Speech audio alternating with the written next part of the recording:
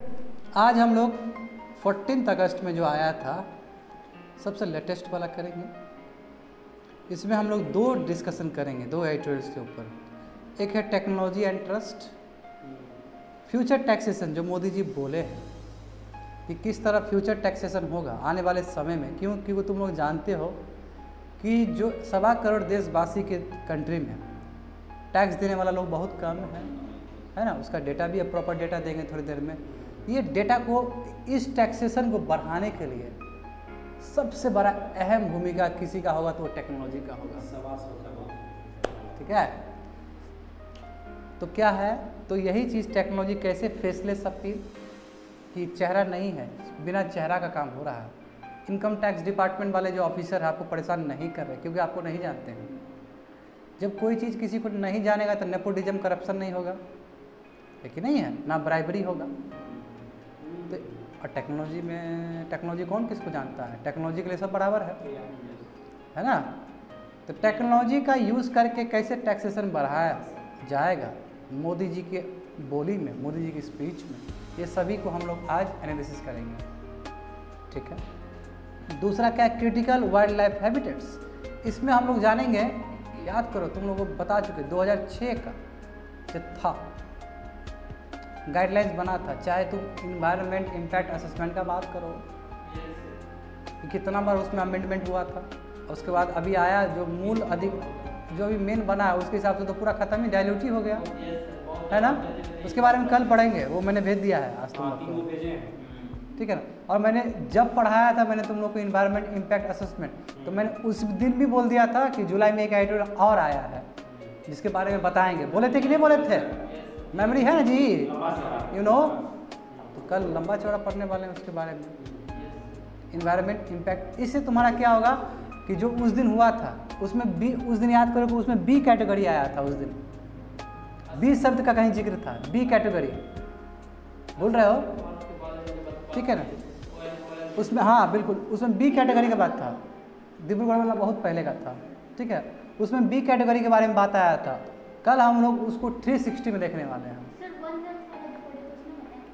कुछ दिन पहले बताए थे, जुलाई का ही एडिटोरियल से। टॉपिक आई डोंट नो, मगर मैं तुमको उसमें बोला हूँ उसके अंदर बी सिस्टम कुछ था, बी कैटेगरी। तो कल हम लोग जब इन्वायरमेंट, क्योंकि अभी मैं क्यों जिक्र कर रहा हूँ, क्योंकि ये वाइल्ड लाइफ हैबिटेट से रिलेटेड है, ठीक है, इन्वायरमेंट से रिलेटेड। इसमें जानेंगे कि वाइल्ड लाइफ हैबिटेट जहाँ लोग रहते हैं वो क्रिटिकल है, यानी कि इंक्रोचमेंट बढ़ रहा है ह्यूमन बींग का। तो ये भी जाने थे कि प्रोटेक्टेड एरिया एक तरफ उस तरफ खींच दो कि 30% होना चाहिए, है ना।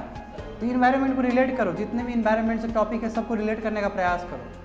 और आज तुम लोग को बताया जाएगा बाबू लोग कि आज तुम लोग को बताया जाएगा कैसे एडिटोरियल्स बनते हैं, ठीक है। तो आज हम लोग दो टॉपिक को डिस्कस करेंगे और बचा हुआ टाइम जो बचेगा हम लोग पास उसमें मंथन करेंगे, ठीक है। What do you know about it. तो क्रिटिकल वाइल्ड लाइफ हैबिटेट्स के बारे में तुम क्या जानते हो। तो पहला जो है ट्रांसपेरेंट टैक्सेशन, ठीक है, टेक्नोलॉजी के यूज़ से। ये 13 अगस्त को PIB में आया था, यानी गवर्नमेंट वेबसाइट में आया था। PIB गवर्नमेंट का वेबसाइट है, मोदी जी बोले हैं, मोदी जी का स्टेटमेंट तो PIB में छपेगा ही, है ना। जितने भी सरकार के कैबिनेट हो, काउंसिल ऑफ मिनिस्टर हो, कोई भी स्टेटमेंट जारी कर रहे हैं सब PIB में छपेगा। पंजाब इंडिया में देख लेना, जैसे वो आते ना अगर बात कर, देख लेना, ब्यूरो करके कुछ है, investigation bureau, public investigation bureau, नहीं ये नहीं होगा, गलत है, देख लो। हाँ इन्फॉर्मेशन ब्यूरो, हाँ ठीक है, इन्फॉर्मेशन ब्यूरो करेक्ट। तो ये तुम लोग देख लेना, फिर भी चेक कर लेना। जैसे कि वो कोविड-19 वाले आते हैं ना बोलने के लिए, अग्रवाल करके, लव अग्रवाल, वो देते हैं ना, तो पीछे PIB लिखा रहता है। क्यों PIB लिखा है, क्योंकि गवर्नमेंट का है डेटा, गवर्नमेंट अपने ओर से जारी कर रही है। तो PIB में देखो, सिविल सर्विस में करंट अफेयर्स PIB से भी पढ़ना होता है, ठीक है, मैं बता दूं, वेबसाइट पे भी पढ़ना होता है। तो ये यहाँ PIB से उस वेबसाइट से लेके बताने का प्रयास किया गया है, तुमको समझ लो तो कितना अहमियत रखता है तुम लोग के लिए ये चीज़। और इसका एनालिसिस न्यूज़पेपर में आ जाएगा, है ना। न्यूज़पेपर में तो चिंतन होता है ऑथर सबका, तो उसके बारे में क्या सोच रहे हैं, क्या देखो, सरकार कभी भी अपना व्यू देती है तो सपोर्टिव व्यू देती है कोई भी एक्शन के लिए, नेगेटिव व्यू कभी भी नहीं दे सकती सरकार। कोविड में लोग इतना त्रैमाम कर रहे हैं, कहाँ कोई नेगेटिव बता रहा है। ये कि पूरी तरह से बर्बाद है, चौपट है भारत। भारत तो कुछ दिन में तो यूएस को भी लीड कर देगा कोविड केसेस में, है ना। ब्राज़ील को तो धता बताते हुए निकलने वाला है ना। यहाँ पे मैं कहने का मतलब क्या होगा, कोविड केसेस आपका निरंतर बढ़ रहा है। यही कारण तो है बिहार में 6 सितंबर तक। हाँ सर, कल फिर लॉकडाउन बढ़ा दिया, लेकिन कल मेरा दुकान खुला फिर बंद हो गया। हाँ, बात समझ में आया ना। इसका मतलब केसेस बहुत नाजुक है। और ये इतना ही नहीं, अक्टूबर को फर्स्ट वीक ऑफ अक्टूबर को डिसाइड किया गया था सिविल सर्विस का एग्जामिनेशन प्रीलिम्स के लिए पोस्टपोन होगा। और हम ये फोरकास्टिंग हम जुलाई में ही कर दिए थे, लेकिन जून में ही किए थे कि नहीं किए थे। आई नो हो जाएगा, अभी तय नहीं है, क्योंकि एस्पिरेंट बोल रहे हैं कि हम लोग को मेंटल डिप्रेशन हो रहा है, टॉर्चर हो रहा है, कि हम लोग फिक्स ही नहीं है इसका क्या होगा आने वाले समय में। जब कोई चीज़ अनसर्टन हो तो जाहिर सी बात है डिप्रेशन का आप शिकार हो जाते हैं कि क्या करें क्या नहीं करें, है ना। डिमोटिव, क्योंकि पढ़ रहे हो तो उसका आउटपुट भी तो दिखना चाहिए ना। तो मांग उठना शुरू हो गया एस्पिरेंट की तरफ से कि इस साल ख़त्म ही कर दीजिए। और ऐसे भी सिचुएशन ख़त्म ही करने लायक है, वो ख़त्म करना ही पड़ेगा। यदि अक्टूबर ख़त्म हुआ ना बाबू, कोई चांस नहीं है इसका फिर से तुम्हारा इस पे आने का। और अगले साल जो होगा, अगले साल में वैकेंसी ज़्यादा उठाना होगा। और क्या, अगले साल बच्चे लोग को बहुत चांस, जो बच्चे लोग एलिजिबल होते हैं, जो मेरा अनुमान है, जो मेरा एक्सपीरियंस कहता है, कैंसिल हो जाएगा। नहीं लेगा, क्या करेगा, तो सिचुएशन ऐसा है तो क्या करेगा। और अगले साल जब लेगा 21 में लेगा तो वैकेंसी बढ़ा देना चाहिए कंपनसेशन करने के लिए जो बच्चे, और वहाँ पे संशोधन कर देगा नोटिफिकेशन में, जो 32 साल तक जनरल के लिए वो 33 कर देगा, SC ST के लिए बढ़ा देगा। क्योंकि एक तो कट गया ना, क्योंकि कितने बच्चे लोग 32 से पार हो गए, वो तो नहीं करेगा। कई बच्चे लोग 32 में दे रहे होंगे इस डायमेंशन कि 32 साल तक है मेरा, क्योंकि नोटिफिकेशन के हिसाब से आपको अगस्त 4 या 5 तारीख से पहले आपका 32 साल हो जाता है, तो आप एलिजिबल नहीं। देखेगा नोटिफिकेशन देखे हो कि नहीं देखे हो, लेकिन कुछ नहीं देखे हो, सर आगे मुंह उठा के पढ़ने के लिए। परसों सर PIL दर्ज किया था जी मेंस का एग्जाम का और नीट का, तो सुप्रीम कोर्ट कैंसिल कर दिया, बोला कि पोस्टपोन नहीं होगा। वो अलग है। हम बोल रहे हैं कि मांग उठ रहा है, हम ये नहीं बोल रहे हैं कि कैंसिल हो गया है, हम बोल रहे हैं कि मांग उठ रहा है। और जो मेरा तजुर्बा है, मेरा तजुर्बा क्या कहता है कि कैंसिल हो जाए। क्यों देखो, क्यों देखो, सुनो, एक कंट्री UPSC एक कंट्री में कंडक्ट होती है, ठीक है ना, ऑल ओवर का। यदि कंट्री के किसी जगह पे भी दिक्कत है, UPSC को दिक्कत है। तो बिहार का ही कंपेयर करो, बिहार में दिक्कत है, कोविड केसेस बढ़ रहा है, इसका मतलब इस रीजन में दिक्कत है। कैसे बच्चा लोग बेगूसराय का या फिर कटिहार का बच्चा लोग कैसे पटना जाएगा, कैसे सेंटर पहुंचेगा, ये भी बहुत बड़ा सवाल है। हालांकि तुमको सेंटर चेंज करने का इजाज़त दिया था, मगर सबसे बड़ी बात है क्या स्टेट इतना जिम्मेदार है कि वो अपने डिस्ट्रिक्ट में ठीक से दे कंडक्ट करवा दे, ये भी बहुत बड़ा सवाल है। तो जो ज़्यादा फैक्टर्स लग रहे हैं वो फैक्टर्स यही कहता है कि ये कैंसिल हो जाएगा, ऐसा मेरा मानना है। हो सकता है एक्सेप्शनल इज ऑलवेज देयर, ठीक है। और ये चीज़ मैं अभी से नहीं, बहुत पहले से बोल रहा हूँ ये चीज़। चलो समझ गए ना कोविड केसेस। देखो एक PIB में आया था एनालिसिस, उसका लाइफ मिनट में आया है 13 अगस्त। ये पेपर एथिक्स के अंदर आ जाएगा बाबू, ठीक है। एथिक्स के अंदर भी आ जाएगा और इकोनॉमिक्स के अंदर भी आ जाएगा, दोनों ही पार्ट आ जाएगा, समझे। प्रोबिटी इन गवर्नेंस, प्रोबिटी मतलब क्या होता है बाबू, पता है तुम लोग को प्रोबिटी शब्द का मतलब क्या होता है। प्रोबिटी मतलब होता है एब्सोल्यूट एथिक्स, अरिस्टोटल का बताए थे ना आज। कोई लाग लपेट नहीं, वो है तो वही है, वो सही है तो वही सही है, कोई रिलेटिव ट्रूथ नहीं।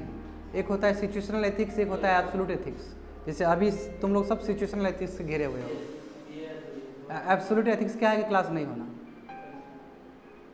तो प्रोबिटी इन गवर्नेंस मतलब क्या, वेलफेयर स्कीम पहुंचाना है कि नहीं है। तो वेलफेयर स्कीम पहुंचाने में एब्सोल्यूट एथिक्स होना चाहिए। और टेक्नोलॉजी देगा तुमको, क्या कि तुम्हारा फेस को रीड नहीं कर पाएगा, समझ गए। टेक्नोलॉजी कैसे एथिक्स में आ गया, टेक्नोलॉजी क्या जाने रही से। हाँ वही तो एब्सोल्यूट एथिक्स है, एब्सोल्यूट एथिक्स है ना। ये मोबाइल कोई गरीब तबका भी चला सकता है, कोई अमीर तबका भी चला सकता है, आईफोन, लेकिन सर आप ठीक है। दैट्स द डिफरेंस है।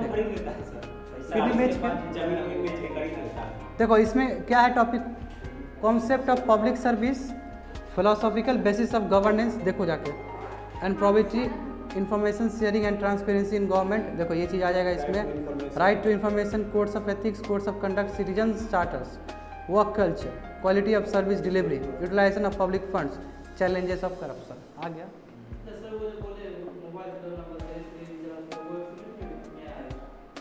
पहचानेगा नहीं तुमको, मोबाइल टेक्नोलॉजी नहीं तुमको पहचानेगा कि अमीर चला रहा है कि गरीब चला रहा है। क्या सिचुएशन, कैसा वो अलग है, टेक्नोलॉजी पहचानता है किसी को। चाहे तुम नंगा जाकर 20,000 में खरीदो, चाहे तुम सूट बूट पहन के जाकर 20,000 में खरीदो, क्या है, इरेस्पेक्टिव ऑफ पैसा है, irrespective of dress of your, या तुम्हारा जो भी बैकग्राउंड है, सोशल बैकग्राउंड है। बात समझ में आया ना। टेक्नोलॉजी किसी को नहीं पहचानता है, वो आपके पास होना चाहिए, आप किसी थ्रू है, चाहे पैसा का थ्रू है, चाहे चोरी करके लाए आप। तो कहने का मतलब क्या, कहने का समझो ना, रेफरेंस पॉइंट समझो ना। रेफरेंस पॉइंट क्या बोल रहे हैं, टेक्नोलॉजी किसी को नहीं पहचानता, यानी कि एब्सोल्यूट एथिक्स देगा तुमको टैक्सेशन में वो।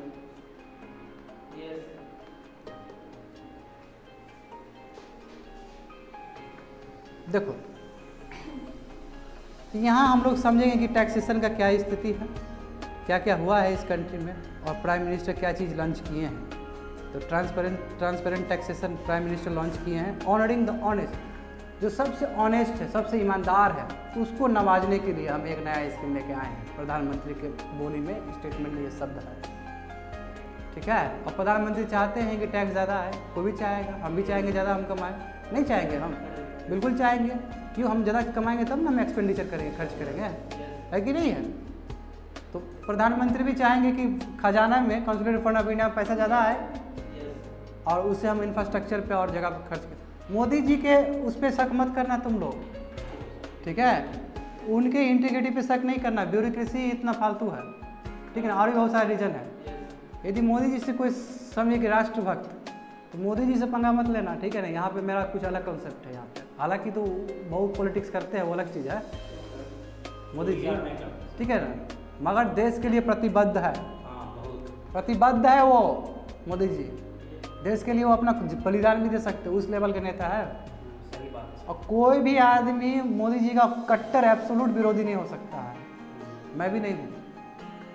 मैं मोदी जी का लूप होल्स बहुत ज़्यादा निकालता हूँ, हैवी लूप होल्स, हर समय तुमको एग्जांपल देता हूँ, मगर साथ साथ मैं ये भी जानता हूँ कि ये बोल्ड लीडर है। ऐसा लीडर ना कभी आएगा, बहुत मुश्किल है ऐसा लीडर आना, जो अकेले दम पे 1.25 करोड़ देशवासी के एक मंत्र बन जाता है। बहुत बड़ा उदाहरण है, चाहे टेलीविजन के थ्रू ही क्यों ना बने आप, चाहे आप सोशल मीडिया के थ्रू ना, कैपेबिलिटी था आपके अंदर, समझ में आया है ना। हर समय क्रिटिसाइज नहीं करना चाहिए किसी को, समझे। तो समझो बात को, हो गया। देखो अब समझो हो क्या रहा है कि देखो टैक्स डिस्प्यूट बहुत हो रहा है इस कंट्री में। टैक्स डिस्प्यूट मतलब तुम इनकम टैक्स में अपना फाइल किए, रिटर्न फाइल किए, वो भी तुमको ठीक से नहीं मिल पा रहा है, ठीक है, या टैक्सेशन ठीक से नहीं जा पा रहा है। क्यों? क्योंकि बीच में टेक्नोलॉजी का उतना यूज़ नहीं है जितना होना चाहिए, ठीक है। तो इससे वजह से क्या होता है, डिस्प्यूट हो रहे हैं। डिस्प्यूट समझते हो, दिक्कत हो रहा है, झगड़ा हो रहा है। झगड़ा मतलब डिस्प्यूट मतलब जहाँ पे सॉल्व नहीं किया जा रहा है इश्यूज़ को। तो ऐसे इश्यूज़ हमारे बजट में भी देखने को मिला है, जो इस बार पेश किया गया था 2021 का। तो उसी को मद्देनज़र रखते हुए मोदी जी इस चीज़ को लॉन्च करते हैं। तो इसका बैकग्राउंड समझ लो कि ये क्यों आया है, तो समझो। According to the union budget 2021, ₹8 lakh crore of amounts under dispute related to direct tax. Direct tax से रिलेटेड कितना डिस्प्यूट पे है? 8 लाख करोड़, जो कि बहुत बड़ा रकम है। Of this 40 are pending for more than 2 years, और 40%, ठीक है, इसका आधा कर दो तो 4 लाख करोड़, यानी कि 35 लाख करोड़ या फिर 30 लाख करोड़ के आसपास क्या है, पेंडिंग है। यानी कि टैक्सेस का जो डिस्प्यूट है अभी तक सॉल्व नहीं हो पाया है, वो पेंडिंग में है, 2 साल से चल ही रहा है। यानी कि जिसको टैक्स ठीक से मिलना चाहिए उसको नहीं मिला है, या फिर जहाँ पहुँचना चाहिए वहाँ नहीं पहुँच रहा है, या बीच में रह रहा है। यानी कि टैक्स में बहुत सारा डिस्प्यूट है, समझ में आया। 3.41 बता दिया ना यहाँ पे, lakh cases related to direct were pending before the commissioner, ठीक है, कमिश्नर के सामने में, ठीक है, लगभग 3 लाख करोड़, 3.5 लाख करोड़ केसेस पेंडिंग है टैक्स से related, while 92,000 cases were pending before the income tax appellate tribunal, और ट्राइब्यूनल के पास इतना केसेस है। अलग अलग प्रक्रिया है, जहाँ से रिलेटेड है वहीं पे आप देते हैं। जैसे कि डिस्ट्रिक्ट कोर्ट में देना होता है तो डिस्ट्रिक्ट कोर्ट में ले जाते हो, कोई सुप्रीम कोर्ट में ले जाते हो, तो मामला टैक्स का भी अलग अलग अथॉरिटी है। कमिश्नर यानी कि हायर बॉडी के पास इतना पहुंचा है, और आपके ये इनकम टैक्स अपीलेट ट्राइब्यूनल के पास इतना पहुंचा है, जो सुलझाएगा डिस्प्यूट को। तो समझ रहे हो, यानी कि जो टैक्स अथॉरिटी है, सिंपल टर्म में कहा जाए जो टैक्स अथॉरिटी है, उसके निकट बहुत सारे केसेस हैं पेंडिंग टैक्स डिस्प्यूट को लेकर। तो ये दोनों को क्लब करके हम टैक्स अथॉरिटी बोल दिया। यही है, यूपीएससी में यही चाहता है।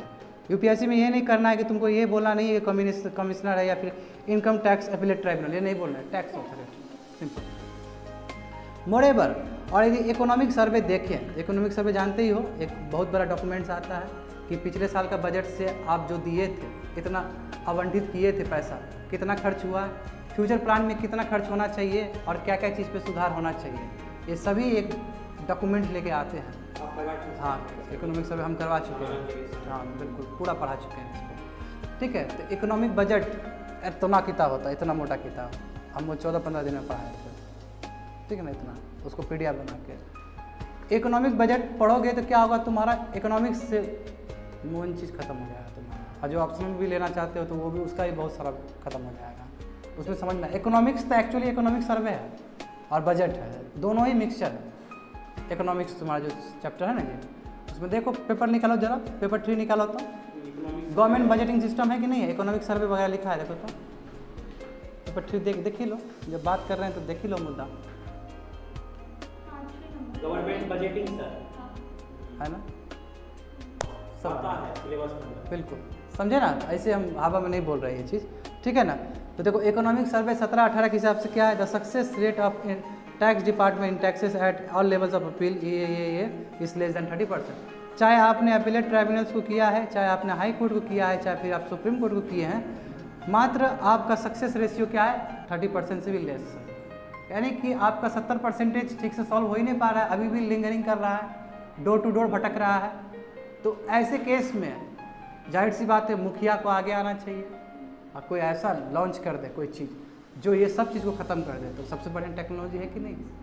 तो बात समझ में आया टेक्नोलॉजी क्यों आ रहा है, प्रोबेबिलिटी इन गवर्नेंस। जो करप्शन हो रहा है, क्यों करप्शन की वजह से ही तो लटका हुआ है ना। कोई बोल रहा है कि हमको 2 लाख दो ना, हम पास कर देंगे तुम्हारा टैक्स, तो बोला हम नहीं देंगे, जाओ 2 साल तक सर हो अपना। तो करप्शन भाई भतीजा वाला चीज़ है सिस्टम में। इधर देख ही रहे हो तुम लोग, अभी तुम्हारा पहुँच है तो फ़ोन करके आराम से काम कर सकते हो। ये तो नॉर्म ऑफ द डे है इंडियन सोसाइटी का, उस जिसकी लाठी उसकी भैंस, ये तो बना है प्रभाव हमारे पर। यदि हमारे चिंतन में ये चीज़ है, इसका मतलब हम अपनाते हैं उस चीज़ को। यदि तुम्हारे प्रभाव बना है, लोकति बना है तुम्हारे पास कि जिसकी लाठी उसकी भैंस, तो इसका रेफरेंस होगा कहीं ना कहीं तुम्हारी सोसाइटी पे। नेगेटिव वे में तो प्राइम मिनिस्टर इसी चीज़ को वो करने के लिए transparent taxation, honouring the honest, जो ऑनेस्ट है, जो बेचारा केस में नहीं लटकना चाहिए था जिसको, वो लटक गया है। चाहे वो सुप्रीम कोर्ट के दरवाजा के सामने में हो, अपीलेट ट्राइब्यूनल के दरवाजा के सामने में हो, चाहे कमिश्नर के दरवाजा के सामने, उसको कैसे हम निजात दें। देखो 3 तरीका है, मोदी जी बोलते हैं 3 तरीका है ऑनेस्ट को हम ऑनर करेंगे। फेसलेस असेसमेंट, जो आपके टैक्स के बारे में जानकारी लेंगे, उसका कोई फेस नहीं है, क्यों, टेक्नोलॉजी है। असेसमेंट मतलब क्या, उसको देखना ठीक से असेस करना। तुम्हारा पेपर को हम असेस किए ना, तब ना तुम लोग को नंबर ज़्यादा नंबर दिए हैं।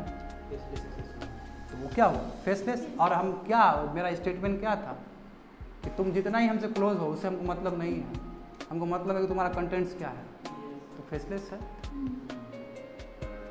दूसरा क्या है, फेसलेस अपील, अपील भी फेसलेस हो रहा है, असेस भी कर रहा है, अपील भी फेसलेस हो रहा है। हम दे रहे हैं, मेरा चेहरा पता नहीं कि फला जी कुमार है कि नीतीश कुमार है या फिर देव कुमार है, यू नो, नेवर नो। तीसरा क्या है, tax payer charter. Tax payer charter मतलब वो डॉक्यूमेंट जिसमें आपका पूरी तरह से जानकारी है, आप कैसे दे रहे हैं, क्या कर रहे हैं। चार्टर मतलब डॉक्यूमेंट होता है, चार्टर एक्ट। हाँ इधर बाबू, चार्टर एक्ट। तो सिटीजन का क्या है, टैक्स पेयर का क्या है, एक सिटीजन चार्टर भी होता है। ये टैक्स पेयर चार्टर है जो आप दे रहे हैं, उसका लिखा जोखा एक पर्दा, मतलब पेपर, डॉक्यूमेंट्स, तो रेलेवेंस है, इसका मतलब पूरी तरह से आपको जानकारी है। तो ये 3 चीज़ को बल देंगे मोदी जी का प्रोग्राम जो है transparent taxation honouring the honest, और यही 3 चीज़ के ऊपर पूरी तरह से एडिटोरियल बेस्ड है ये एडिटोरियल। देखो प्राइम मिनिस्टर ने लॉन्च किया एक platform transparent taxation honouring the honest, इसके जो मेजर रिफॉर्म्स होंगे क्या, faceless assessment, faceless appeal and tax payer charter. Faceless assessment, और देखो मगर ये 3 चीज़ एक ही दिन नहीं होगा, ये फेज वाइज अप्लाई होगा, एक बार में आप नहीं कर सकते इस चीज़ को। तो यही बोला कि फेसलेस असेसमेंट और टैक्स पेयर चार्टर, ये 2 चीज़ें, ये कब होगा, ये 13 अगस्त को हो चुका है, अप्लाई हो चुका है। और जो ये तुम्हारा जो है ना जी फेसलेस अपील जो सेकंड वाला है, ये आपके 25 अगस्त से अप्लाई होगा। और 25 सितंबर क्या है, दीनदयाल उपाध्याय का बर्थ एनिवर्सरी। दीनदयाल उपाध्याय को ऊपर करना पड़ेगा ना, क्योंकि बीजेपी के हैं, बहुत बड़े लीडर, बहुत ज्ञानी आदमी।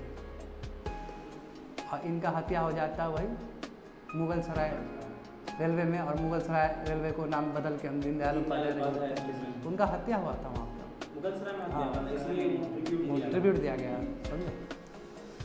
The new platform, apart from being faceless, is also aimed at boosting the confidence of the taxpayer and making him a fearless, है ना। ये तुम्हारा है जो नया प्लेटफॉर्म है, ठीक है, फेसलेस तो है ही, ठीक है, फेसलेस तो है ही, पता नहीं चलेगा कौन कर रहा है। इतना ही नहीं, टैक्स पेयर का कॉन्फिडेंस भी बढ़ा देगा कि हाँ कोई करप्शन नहीं होगा, क्यों, टेक्नोलॉजी सब कुछ कर रहा है। और उसका फेयरलेस, यानी कि उसके पास अंदर जो फेयर है वो डर खत्म हो जाएगा कि मेरा अच्छे से असेसमेंट करने वाला है technology. In the words of the Prime Minister, focus of the government during the last 6 years, तो गवर्नमेंट यही एक तरफा हुआ, एक तरफा है कि नहीं है, सरकार अपने बारे में वो कर रही है। हम अपना लिमिटेशन तो नहीं बताएंगे तुम लोग को, तो सरकार भी अपना लिमिटेशन नहीं बता, सरकार उपलब्धि गना रही है अपना। बैंकिंग द अनबैंक्ड, प्रधानमंत्री जन धन योजना, जो बैंक से जुड़े ही नहीं थे उसको जोड़ दिए, इसी को बोलते हैं बैंकिंग द अनबैंक्ड। अनबैंक्ड मतलब जो बैंक से नहीं जुड़ा था उसको हम जोड़ दिए। Securing the unsecured vulnerable section था, उसको सिक्योर कर दिए, जैसे स्टार्टअप ले आए, जैसे SC/ST का इंटरप्रेन्योरशिप बढ़ाने के लिए बहुत सारा प्रोग्राम ले आए हम। अनसिक्योर्ड थे, वल्नरेबल सेक्शन थे, कोई पूछने वाला नहीं था, उसको हम जाओ राशि अपंडित कर दिए, दे दिए, तो वो अपलिफ्ट हो गया। पैसा है ना, पैसा दे दे तो पैसा बोलता है कि नहीं है, जेब में पैसा दे दो तो फुटानी शुरू, फुटानी ना, कोरवट तुम्हारा यही जगह का रीजन का। फंडिंग द अनफंडेड, कितना बढ़िया वर्ड सब है, देखो फंडिंग द अनफंडेड, ये सिडबी सुने हो कभी तुम लोग, स्मॉल फाइनेंसिंग बैंक जो है इंस्टीट्यूशन की तरह काम करता है। नबार्ड सुने हो, नबार्ड नहीं सुने हो, नबार्ड तो दिखा दिए थे, नबार्ड एग्रीकल्चर को देता है, जो फाइनेंस करता है, जीवन बैंक सर, ठीक है, नहीं ये इसको बोलते हैं रीफाइनेंसिंग इंस्टीट्यूशन, ठीक है। इसका मतलब क्या होता है, ये डायरेक्ट लोगों को नहीं पहुंचाता पैसा, ये इंस्टीट्यूशन को देता है, बैंक को देता है। जैसे मान लो कि एग्रीकल्चर में फार्मर्स को हमको देना है, तो नाबार्ड क्या करेगा, फार्मर्स को नहीं देगा, उस एरिया में बैंक को देगा और बैंक उसको पहुंचाएगा। तो यही है कि फंडिंग द अनफंडेड, फंड कर रहा है अनफंडेड कौन, बैंक को, और बैंक को वहाँ से दे रहा है। Platform of honouring the honest similar direction, तो इसी तरह 3 का जो इतना बड़ा हम लोग अचीव किए हैं, प्रधानमंत्री जन धन योजना, ठीक है, उज्ज्वला योजना, ठीक है, उज्ज्वला योजना, या फिर तुम्हारा ये सिडबी वाला जो भी हो, नबार्ड वाला, इसी तरह ये जो चौथा लेके आ रहे हैं, ये भी इसी का डायरेक्शन है कि लोगों को बचाएं, हम टैक्सेशन में लोगों को निजात दें। Several reforms in the taxation front, हालांकि हमारे कंट्री में टैक्सेशन को लेकर बहुत सारे रिफॉर्म्स किए गए, GST एक एग्जांपल है, मगर हम लोग देखते हैं हमेशा GST का नेगेटिव चीज़ देखते हैं। GST को सही ढंग से किया गया था, मतलब अप्रोच किया गया था, मगर वो हम लोग को रिजल्ट नहीं मिला वैसा। देखो तो प्रधानमंत्री याद करो, इस बार बजट में तुम लोग को ये बताए थे ना, विवाद से विश्वास शब्द बोले थे, तुमको न्यू स्टूडेंट को नहीं पता, ओल्ड स्टूडेंट को पता होना चाहिए। बजट में ये शब्द था कि विवाद से विश्वास, विवाद से विश्वास मतलब जहाँ पे डिस्प्यूट है वहाँ पे बात करके विश्वास को अर्जित करिए और टैक्सेशन का प्रॉब्लम खत्म करिए, ठीक है ना, कितना बड़े शब्द है, ठीक है। हाँ, ये बोल रहा है कि जो विवाद से विश्वास ये बार बजट में लाया गया था, ठीक है, एक रास्ता है, cases to be settle out of court, court में जाने की जरूरत नहीं है, आप समझौता कर लीजिए, है ना, विवाद से विश्वास मतलब खुद ही सेटल करिए।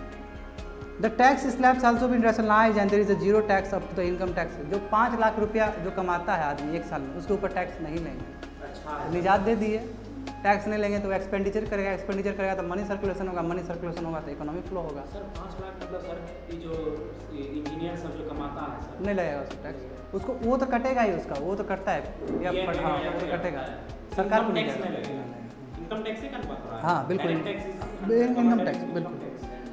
Now the taxation reforms are towards, अब जो टैक्सेशन, अच्छा इससे पहले ये बता देते हैं, India is one of the countries with lowest corporate tax in the world. ठीक है, क्या बोला? इंडिया वो कंट्री है जहाँ पे कॉर्पोरेट टैक्स क्या है, लोएस्ट, हालांकि सबसे हाईएस्ट था। ये भी बताए थे तुम लोग को कि एशिया में सबसे हाईएस्ट इंडिया में लिया आता था, मगर अभी स्टैंडर्ड में क्या कम कर दिया गया है, बोले ना 21%, 21.5 और थोड़ा जोड़ के 23-24 के आसपास पहुँचता है, जो कि एशिया का क्या है, एक स्टैंडर्ड वैल्यू है कि कॉर्पोरेट टैक्स 100 रुपये कमाएगी तो इतना पैसा 23% वो टैक्स देगी सरकार को। पहले 44% तक था बाबू, 35 से ऊपर था, 35 से ऊपर। तो 100 रुपया कमा के तुम 35% दे रहे हो तो कोई कॉर्पोरेशन आना चाहेगा कंट्री में? कोई FDI लगाना चाहेगा? नहीं लगाना चाहेगा। इसलिए बजट में निर्मला सीतारामन के स्टेटमेंट पढ़ लेना तुम लोग, उसमें बोला है कि कॉर्पोरेट टैक्स को हम घटा देंगे। तो कॉर्पोरेट टैक्स घटा देंगे तो हम लोग बाहर से FDI को वो कर देंगे, प्रभावित करेंगे, है ना, डोमेस्टिक भी प्रभावित हो जाएगा क्योंकि कम देना है उसको टैक्स। तो वही मोदी जी के स्पीच में मोदी जी क्या बोलते हैं ये चीज़ कि हम कॉर्पोरेट टैक्स को भी सबसे लोएस्ट किए हैं। समझ में आया बात? टैक्सेशन रिफॉर्म्स क्या है? सीमलेस, पेनलेस और फेसलेस होना चाहिए। जो टैक्सेशन जो रिफॉर्म्स जो लाए जाएंगे या जो लाया गया है या प्रयास किया गया है लाने का, वो सीमलेस हो, कोई कंटिन्यूस रहे, ये नहीं कि बीच में वो फ्लो हो गया, टूट गया, फ्रिक्शनल फोर्स आ गया, ऐसा कुछ नहीं होना चाहिए। पेनलेस होना चाहिए, किसी को दर्द नहीं होना चाहिए कि 2 रुपया कम हो गया, ज़्यादा हो गया, इक्वल होना चाहिए। और फेसलेस होना चाहिए, किसी का चेहरा पता नहीं। देखो ये क्या है, the seamless system works to resolve the problems of tax payer instead of entangling him further. क्या है सीमलेस मतलब? क्या है कि जो टैक्स पेयर का प्रॉब्लम है उसको सॉल्व कर दीजिए, बात को खींचिए, मत लंबा वर्ड है ना, instead of entangling him further, खींचना नहीं है। पेनलेस मतलब क्या है? ये शब्द दिया गया है, इसका मीनिंग क्या है? पेनलेस मतलब क्या है कि everything from technology to rules should be simple. Technology से हो, सिंपल रूल्स हो, पेनलेस से कोई दिक्कत ही नहीं होगा, कोई करप्शन का बात ही नहीं होगा उसमें, है ना। फेसलेस मतलब क्या कि there is no need for direct contact between tax payer and income tax department, है ना, नहीं है। संपर्क डायरेक्ट होगा तब ना करेक्शन होगा, ठीक है। तो इस ना स्क्रूटनी, नोटिस, ना सर्वे, ठीक है, किसी चीज़ में भी डायरेक्ट कॉन्टैक्ट नहीं है। ये जो भी कर रहा है टेक्नोलॉजी कर रहा है वो चीज़, तो करप्शन बिल्कुल कम हो जाएगा। नौकरी नहीं, ये जाएगा, मैं इसको हम बताए, देखो तुम पूछ ही लिया था, हम बता ही देते हैं। टेक्नोलॉजी में भी तो लोग यूज़ होता है, बिना टेक्नोलॉजी पर्दा के पीछे करने वाला होगा, ये पूछना चाहिए था, तो समझो कि क्या करेगा। देखो सुनो बाबू, जैसे मान लो कि महाराष्ट्र में वहाँ के टैक्स पेयर है जो दे रहे हैं, तो वहाँ के लोग हैं और वहाँ की इनकम टैक्स ऑफिसर के पास पहुँचेंगे तो उनको जानता है, लोग सब जानता है। अब वो इनकम टैक्स वाला जो भी काम है वो महाराष्ट्र का सिटीजन का कलकत्ता में होगा, बिहार में होगा, ये लोग नहीं जानता है, भाषा नहीं जानता है, कौन कोमल है कौन सुमन है, किसको क्या पता है। टेक्नोलॉजी में तो आदमी चाहिए ना जी, बिना आदमी तो नहीं होगा जी। तो समझ रहे कि आप इंटरचेंज कर रहे स्टेट से, अच्छा क्वेश्चन पूछ लिए इसलिए तुमको बता दिए, ठीक है ना, समझ के बात को। देखो reforms already started a few years ago, हालांकि टैक्स में हम लोग रिफॉर्म्स कुछ साल से ला रहे हैं और ये सबसे बड़ा मैसिव रिफॉर्म्स होगा। तो क्या लाए हैं देखो, government made a beginning for reforms with E assessment conduct over email and through a portal. बोला इलेक्ट्रॉनिक असेसमेंट, इलेक्ट्रॉनिक थ्रू ही हो जाएगा आपका काम, ठीक है। ये पहले भी ला चुके हैं और पोर्टल बना दिया, यानी कि प्लेटफॉर्म बना दिया जहाँ पे आप ये आदान प्रदान कर सकते हैं, ये हो रहा है पहले से, ठीक है। They were done by the क्या है जुरिस्डिक्शनल टैक्स अथॉरिटी है and the identity of the officer was not known to the tax payer. Tax payer को पता नहीं कि उसका कौन टैक्स चेक कर रहा है। अच्छी बात है। देखो कोई भी चीज़ अचानक नहीं ला सकते ना जब तक तुम्हारे पास प्लेटफॉर्म नहीं तैयार है। जाके बैठ गए रेलवे ट्रैक में, आप पता है कि रेलवे नहीं आ रहे हैं तो कैसे होगा। यानी कि एक इकोसिस्टम हम डेवलप कर चुके हैं और आप इसको फॉर्मुलेट कर रहे हैं। तो कुछ साल से प्रयास यही किया गया है टेक्नोलॉजी जोड़ने का, और हम धड़ल्ले से आप क्या करेंगे उस चीज़ को प्रभावित करेंगे। The new faceless assessment system, ये तो 2019 में ही लॉन्च हो गया था, ठीक है, इन अ लिमिटेड वे। क्या है लिमिटेड वे में था। Goes a step further by using artificial intelligence for automate. Artificial क्यों बोले ना, डेटा आएगा रॉ डेटा, बीच में लेवलर बैठेंगे और फाइनल प्रोडक्ट बनेगा, उसके हिसाब से डिसीजन लेगा आर्टिफिशियल इंटेलिजेंस, यही बोला गया था। तो आर्टिफिशियल इंटेलिजेंस का यूज़ करके ऑटोमेटिकली काम किया जाएगा। Randomise allocation of cases such that identity of tax official is not known to the tax payer. पता ही नहीं, आर्टिफिशियल इंटेलिजेंस के यूज़ से, वो टेक्नोलॉजी के यूज़ से क्या है, पता ही नहीं है कि कौन है टैक्स अथॉरिटी वाले ऑफिसर्स कौन है। ना टैक्स पेयर को पता है, ना ऑफिशियल्स को पता है कि कौन है टैक्स देने वाला। It completely changes the traditional concept of territorial jurisdiction and make it dynamic. जो टेरिटोरियल जैसे वही जगह पे आप टैक्स देंगे, इसको बोलते हैं टेरिटोरियल जुरिस्डिक्शन, उस जगह पे ही वो खत्म हो गया। जैसे महाराष्ट्र और कलकत्ता के एग्जांपल दिए हैं तुम लोग के सामने में, और ये डायनामिक बन गया, यानी कि चेंजिंग बन गया। And assessment of tax payer based in Mumbai can be concluded enormously by a tax authority based in Calcutta. बात खत्म। This a novel mechanism not found in any, कहीं जुरिस्डिक्शन नहीं है, नया है। नोवल शब्द मतलब क्या है, बोले नोवल कोरोना वायरस क्या होता है, नया जो एग्जिस्ट हुआ ही नहीं है, न्यू एग्जिस्टिंग है उसका। हालांकि कोरोना वायरस का प्रजाति तो सार्स था ना। Together with faceless appeals the new system truly changes the tax pair experience. और हमको विश्वास है, देश को विश्वास है कि जो नया सिस्टम है इसे पक्का जो अनुभव है, जो त्रुटि है, जो दिक्कत है, जो पेन है, कम होगा और अच्छा अनुभव होगा। सर ये सब कहीं फॉरेन कंट्रीज से इंस्पिरेशन लेता होगा ये? बिल्कुल ऑलरेडी कहीं पे बिल्कुल बिल्कुल बिल्कुल है बाहर। इंडिया में आ जाओ कि इंडिया में और करप्शन भरा हुआ है। तो एक बाबू तुम लोगों को बोले थे ना टैक्स पेयर चार्टर, जहाँ पे लिखा जो होना चाहिए, इसको डिटेल में देखो कि ये सिग्निफिकेंट स्टेप और tax payer is now assured of fair courteous और रैशनल बिहेवियर। ठीक है, जहाँ पे क्या करेंगे, फेयर ट्रीटमेंट किया जाएगा, रैशनल बिहेवियर दिखाया जाएगा उसके प्रति। कैसे?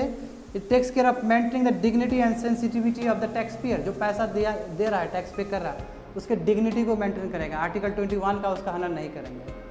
ठीक है, इज्जत है ना, कल ही तो बात किए थे स्वाभिमान अभिमान का, इज्जत है ना।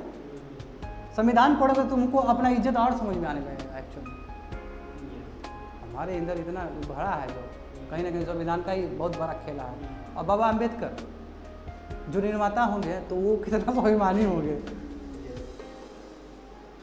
है ना, सोचने वाली बात है। It is a based on the trust factor. ये ट्रस्ट फैक्टर के ऊपर बेस्ड है tax payer charter and that tax payer can not be mainly adopted without basis. बिना बेकार का आप डाउट नहीं कर सकते टैक्स पेयर के ऊपर, और यदि आप डाउट करें तो उसके इंटीग्रिटी, उसके डिग्निटी पे आप डाउट कर रहे हैं। ये सब लिखा जोखा जो डॉक्यूमेंट्स होगा that is called your tax payer, बोला सब लिखा जोखा एकदम ट्रांसपेरेंट तरीके से, ये सभी टैक्स पेयर चार्टर। तो क्या फीचर्स होंगे इसके अंदर, गुण क्या होंगे? Tax department aspects honesty, accuracy of calculation and timely payments.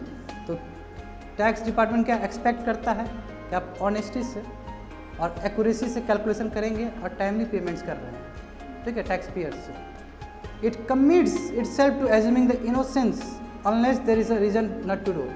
ये इनोसेंट अपना काम करेंगे, चार्टर एक्ट के हिसाब से इनोसेंसी का काम करेंगे टैक्स अथॉरिटी भी, जब तक उसको ज़रूरत है। यदि कोई टेढ़ा आदमी पहुंच गया तो फिर टेढ़ा हाथ तो लगाना पड़ेगा।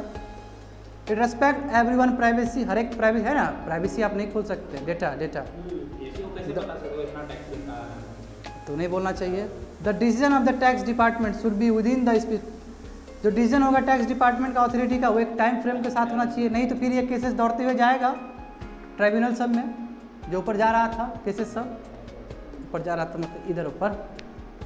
इट ऑफर्स ट्रांसपेरेंट रेट्रेसल मैकेनिज्म, और यहाँ पे ट्रांसपेरेंट रेट्रेसल मैकेनिज्म है, जहाँ पे यदि आपको दिक्कत है, डिस्प्यूट है, तो अपना डिस्प्यूट भी आप पूरी तरह से खुले तरीके से आप सुलझा सकते हैं।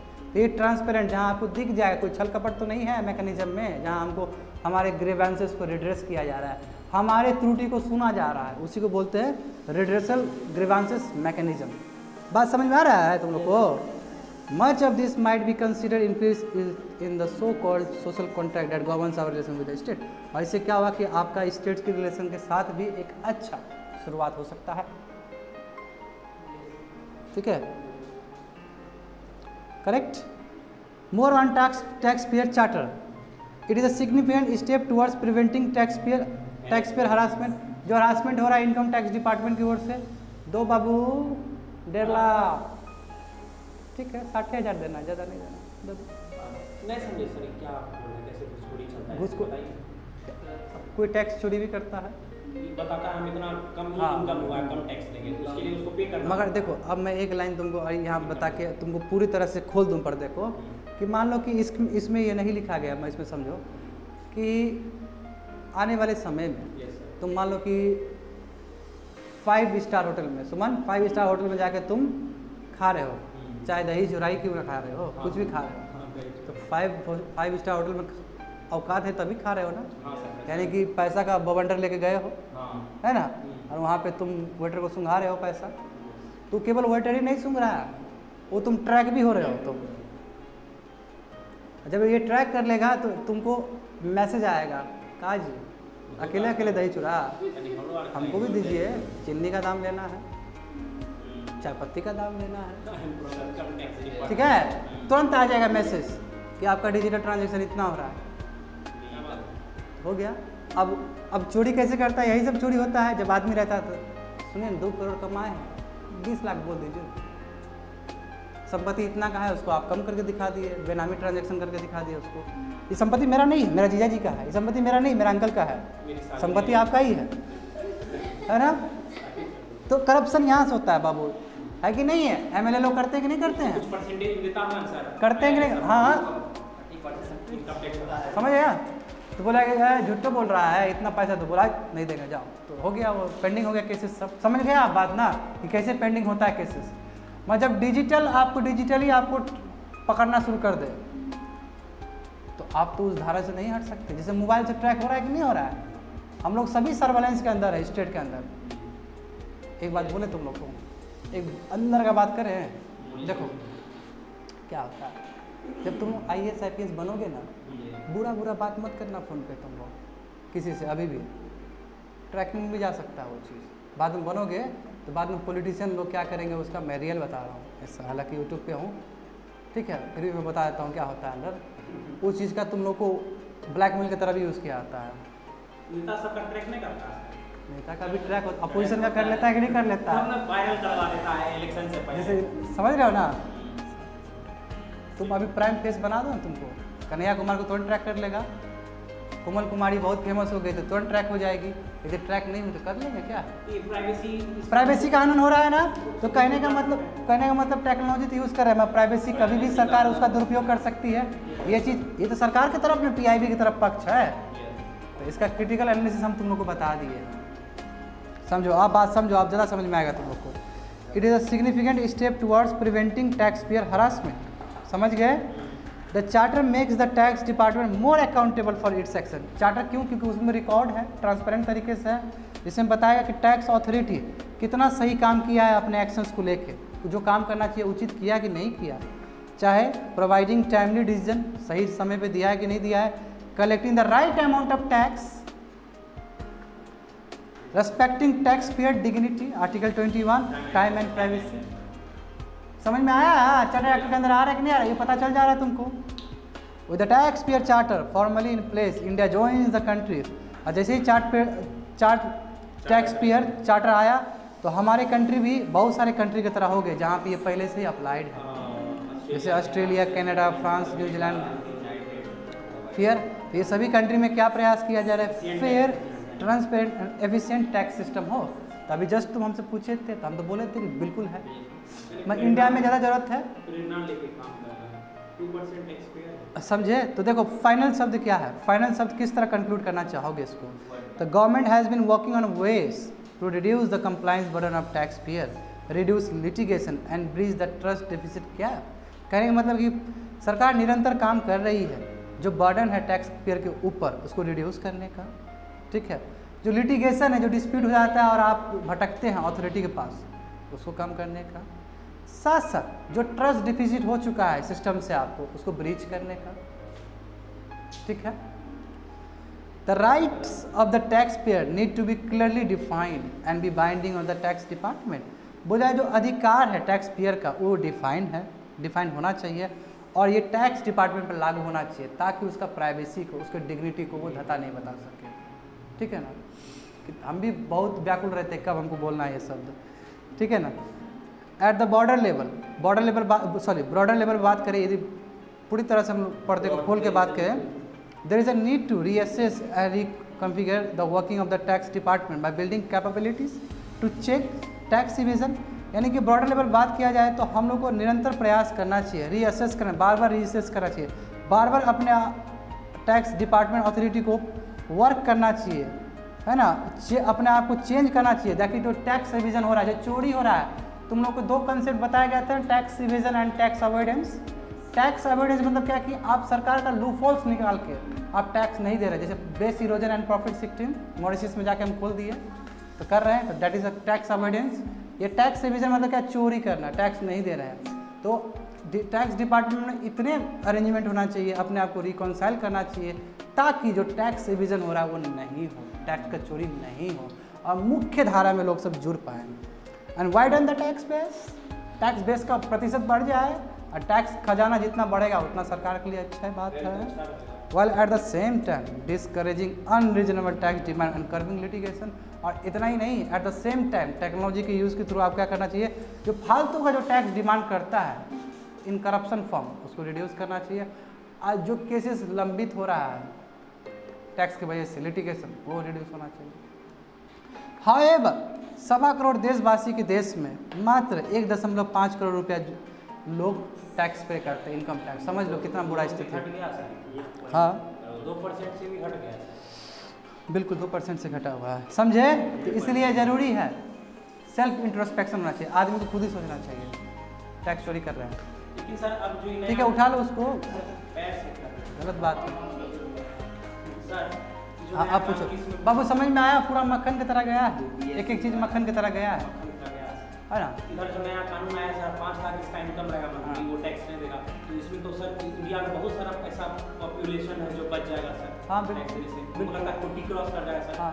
गरीब तो मगर बहुत सारा आदमी नहीं देता है ना, क्योंकि मिडल जो इनकम ग्रुप है उसमें अपर मिडिल ग्रुप वाले भी हैं और लोअर मिडिल वाले, वो भी अपने आप को मिडिल ग्रुप बता के चोरी करते है ना, भगवान जाने। ठीक है, देखो तो बोले थे ना क्रिटिकल वाइल्ड लाइफ हैबिटेट, बात हुआ था most important environment point of view से मोस्ट इम्पॉर्टेंट एडिटोरियल है बाबू। 14 अगस्त को आया था इंडियन एक्सप्रेस। ठीक है, यही इंडियन एक्सप्रेस है जी, जहाँ पर अशोक गुलाटी का बहुत छपता है। ठीक है, अपना नाम भूल जाना, हम अशोक गुलाटी को मत भूलना तुम लोग। और उसमें हिंदू के पेपर में गौतम भाटिया को कभी मत बोलना, सुप्रीम कोर्ट का हमेशा वो उसके ऊपर एनालिसिस करता है, कोई भी वर्डिक्ट के ऊपर गौतम भाटिया। ये बड़े बड़े नाम हैं जो कि आपके न्यूज़पेपर में हमेशा आते हैं, अपना स्पेस बनाते हैं। जो न्यूज़पेपर में अपना स्पेस बना रहा है इसका मतलब क्या है, बहुत ज्ञानी है, बहुत ज्ञानी है। देखो जीएस पेपर 3 फटाफट निकाल के देखोगे तुम लोग, इकोलॉजी और इन्वायरमेंट है, कंजर्वेशन है, इन्वायरमेंटल पोल्यूशन है, डिग्रेडेशन है, इन्वायरमेंटल इम्पैक्ट असेसमेंट है ना। चलो तो क्रिटिकल वाइल्ड लाइफ हैबिटेट, तो ये क्या है कि PIL for declaration of PIL file किया गया है, पब्लिक इनिशियल लिटिगेशन। ठीक है, अब कोई नहीं टोकना हमको। ठीक है, ये पूरी तरह से डायमेंशन डिफरेंट है, टोकोगे तो लेट हो जाएगा, बात समझो। देखो PIL कब फाइल किया जाता है, बहुत लोग प्रभावित हुआ उसके बिहाफ में एक कोई आदमी कोई भी कॉन्स्टिट्यूशनल कोर्ट में जाके हाजिरी लगा दिया। अब कॉन्स्टिट्यूशनल कोर्ट बोल रहा हूँ यहाँ पे, उसको तुम वो कर लो, इंटरप्रेट कर लेना खुद ही। तो वहाँ पे हम लोग क्या किए कि आप डिक्लेयर करिए critical wild life habitat declare करिए, क्योंकि वो जगह बहुत सेंसिटिव है। उस जगह पे आप इन्वायरमेंट खराब करिएगा तो हो सकता है बहुत ज़्यादा वाइल्ड रिसोर्सेज को दिक्कत हो सकता है। तो यहीं से तो इन्वायरमेंट इम्पैक्ट असेसमेंट का बात हुआ था, कॉमन समझ में आ रहा है। तो इसके लिए PIL फाइल किया गया। देखो क्या PIL फाइल हुआ, a new battle has emerge between the forest department and the local communities in the Maharashtra as migrant workers return back to the villages and some of them situated inside or on the fringes of the forested area। COVID-19 लोग क्या किए, अपने अपने जगह से वो बेरोजगार हो गए, अपने घर गए, फॉरेस्टेड एरियाज में वो चीज़ ऑक्यूपाई कर लिए। और वो एरिया क्या है, प्रोटेक्टेड एरिया है। प्रोटेक्टेड एरिया मतलब बहुत हाईली सेंसिटिव एरिया है, और वहाँ पे यदि आदमी का जमावड़ा जाएगा तो वहाँ के रिसोर्सेज को यानी कि वाइल्ड रिसोर्सेज को फर्क पड़ेगा। इसलिए PIL फाइल हुआ कि देखिए, समझ में आया। और PIL was filed in Mumbai high court for the declaration of critical habitat wild life habitat. समझ गए। द गाइडलाइन, जो guidelines critical wild life habitat, wild life word आ रहा है कि नहीं आ रहा है, जानवर, ये तुम्हारा ministry of environment and forest and climate change. ठीक है, ये जावेडकर साहब का जो मिनिस्ट्री है, तो इसके बारे में गाइडलाइंस दिया गया, क्रिटिकल वाइल्ड लाइफ हैबिटेट के अंदर क्या क्या चीज़ आते हैं, क्या क्या क्या क्राइटेरिया पूरा होगा तब इसके अंदर आएगा। होता है ना गाइडलाइंस की, नहीं होता है, सबका अपना अपना गाइडलाइंस होता है। तो इसमें बताया गया था, क्या बताया कि अंडर सेक्शन 2, ये याद करने की जरूरत नहीं है, be of the scheduled tribes and other tribunals traditional forest dwellers act 2006, यही है, इसी को बोलते हैं शॉर्टकट में फॉरेस्ट राइट एक्ट, ठीक है, 2006 बोले थे ना, उस समय 2006 का बात कर रहे थे हम। तो इसका गाइडलाइंस ठीक कॉन्सोनेंस है, 2006 के गाइडलाइन से लिया गया है इसका गाइडलाइन, और फिर ये गाइडलाइंस 1986 के गाइडलाइन से लिया गया है, वाइल्ड लाइफ कंजर्वेशन एक्ट के through, wild life protection act के थ्रू, 86 का बताए थे तुम लोग, याद करो, इन्वायरमेंट इम्पैक्ट असेसमेंट में भी। तो कैसे कैसे दूसरे के लिए प्रेरणा बनता है एक्ट, एक एक्ट। तो जो गाइडलाइन से कहाँ से लिया जा रहा है 2006, और 2006 कहाँ से आया, 86 के एक्ट से। While ministry of is the nodal authority of FR, ये ministry of tribal affairs, tribal affairs मतलब क्या है, जो ट्राइबल लोग को देखेंगे, ठीक है, ट्राइबल लोग को देखने वाली मिनिस्ट्री क्या है, is the nodal authority for FRA। जो FRA क्या है, तुम्हारा फॉरेस्ट राइट्स एक्ट है, उसको इम्प्लीमेंट करने का जिम्मेदारी किसके पास है, मिनिस्ट्री ऑफ ट्राइबल अफेयर्स, वो इस चीज़ को इम्प्लीमेंट करते हैं। समझ में आया। The law identifies as the agency to notify the guidelines, और ये लॉ बताता है कि मिनिस्ट्री ऑफ इन्वायरमेंट जो है, ठीक है, क्लाइमेट चेंज जो जावड़ेकर साहब के अंदर है, यही चीज़ नोटिफाई करेंगे किसके लिए, FR के लिए। वही चीज़ ऊपर का ही चीज़ फिर नीचे दे दिया, FIR को जो इम्प्लीमेंट करेगा मिनिस्ट्री ऑफ क्या होगा, ट्राइबल अफेयर्स। तो समझ रहे हो कि दो मिनिस्ट्री का किस तरह कन्वर्जेंस हो रहा है, इधर से गाइडलाइन लेके यहाँ इम्प्लीमेंट किया जा रहा है, ministry of tribal affairs implement कर रहा है इस गाइडलाइंस को, ठीक है। FIR को नोडल अथॉरिटी है कि नहीं है, नोडल अथॉरिटी मतलब क्या है कि FRA फॉरेस्ट राइट एक्ट को इम्प्लीमेंट करने में जो मिनिस्ट्री दौड़ते हुए आएगा, वो मिनिस्ट्री कौन आएगा, मिनिस्ट्री ऑफ ट्राइबल अफेयर्स। और मिनिस्ट्री ऑफ ट्राइबल अफेयर्स जो तुम्हारा FRA फॉरेस्ट राइट एक्ट, ये कहाँ से लेगा, मिनिस्ट्री ऑफ इन्वायरमेंट के गाइडलाइन से लेगा, जो 2006 का था। तो देख रहे हो कि कैसे दो मिनिस्ट्री कैसे काम कर रहा है एक चीज़ के लिए। इसी तरह मिनिस्ट्री होता है कि नहीं होता है, मिनिस्ट्री सब कन्वर्ट किया जाता है, कहीं कोई भी चीज़ अकेले में काम नहीं कर रहा है ना। What do understand by the critical wild life habitat, क्या समझते हो, ये तुम यही समझते हो कि ये प्रोविजन किसके अंदर दिया गया है, फॉरेस्ट राइट एक्ट 2006, यही तो जस्ट बोला है ऊपर। All of us aware that the act primarily focus on recognising the historically denied rights of the forest dwellers to use and manage forest. क्या है, ब्रिटिश का थोड़ा सा हम कार्यकाल खींचना चाहते हैं। ब्रिटिश क्या किया, ब्रिटिश ने क्या किया, ट्राइबल अफेयर्स में जाकर क्रिश्चियनिटी फैला दिया, और उसका जो फॉरेस्ट राइट था उसको ख़त्म कर दिया, है कि नहीं। तो फिर नेहरू जी इस पर बहुत वर्क किए। नेहरू जी बोले थे कि आपको प्राइवेसी को सलाम है और आपको राइट्स हम वापस करते हैं। आज़ादी के बाद फिर से राइट्स वापस कर दिया गया ट्राइबल ग्रुप्स को, इसलिए हम जाकर वहाँ पे डिस्टर्बेंस नहीं करते हैं, और इसलिए यहाँ पे तुम्हारा फंडामेंटल राइट्स ख़त्म हो जाता है, क्योंकि फंडामेंटल राइट्स में आपका एक्सेप्शनल क्लॉज है कि नहीं है, कि आप इस कंट्री की इंटीग्रिटी डिग्निटी, ठीक है, इसके खिलाफ आप नहीं जा सकते हैं। और हम कोई भड़काऊ भाषण दे दिए तो, और हम बोल दिए कि ये मेरा फंडामेंटल राइट है, तो हम सेडिशन चार्ज में फंस गए, कन्हैया कुमार टाइप का। हालांकि फ्रीडम ऑफ राइट्स है, मगर ऐसा कोई फ्रीडम नहीं कर दे जिसे हेटेड फॉर्म हो। उसी तरह अंदर सिमिलर है, बोलना क्या चाहते हैं अंदर सिमिलर लाइन, कि ट्राइबल को बचाने के लिए हर प्रयास संभव प्रयास किए हैं। और स्पेशली हमारे जो पहला प्राइम मिनिस्टर थे, मैं बताऊंगा पोस्ट इंडिपेंडेंस इंडिया में ये सभी चीज़ के बारे में जिक्र करूंगा कि ट्राइबल पॉलिसी क्या हुआ भारत में। तो मैं थोड़ा सा उस तरफ भी मूव करना चाह रहा हूँ इन्वायरमेंट के थ्रू, ताकि तुम्हारा दिमाग पहले से रेडी हो जाए जब ऊपर हो गए तो। बात समझ में आया ना, क्योंकि तुमको इंटीग्रेट होकर पढ़ना है ना सभी चीज़, है ना, तभी तो सिलेबस एक में है। तो बात समझो कि ट्राइबल अफेयर्स यानी कि 2006 में क्या बोला गया था, रिकॉग्नाइज किया गया था कि जो आपको हिस्टोरिकली अंग्रेज के टाइम में जो छीना गया था फॉरेस्ट राइट, आप देखो अब हम वो फॉरेस्ट में रह रहे हैं, हमको अधिकार है उस फॉरेस्ट को मैनेज करने का। और वहाँ का जो नॉन टिम्बर प्रोडक्ट है, जो मान लो कि इमली नीचे गिर गया तो उसको उठा के हम खा सकते हैं, या वहाँ गए वहाँ से वो झरना सिस्टम जो बोलते हो, जो चूल्हा में लगाते हो तुम लोग, हाँ, फ्यूल वगैरह लेके तुम घर में जला रहे हो, आग लगा रहे हो, वो तुमको मिलना चाहिए ना, उतना तो तुमको फॉरेस्ट से मिलना चाहिए, वो भी नहीं मिलता था पहले। तो 2006 में जो फॉरेस्ट कम्युनिटी उनको राइट को तवज्जो दिया गया है, उनके राइट को समझा गया है कि आपको राइट है। समझ में आया बात ना, तो आप समझो सेकंड को।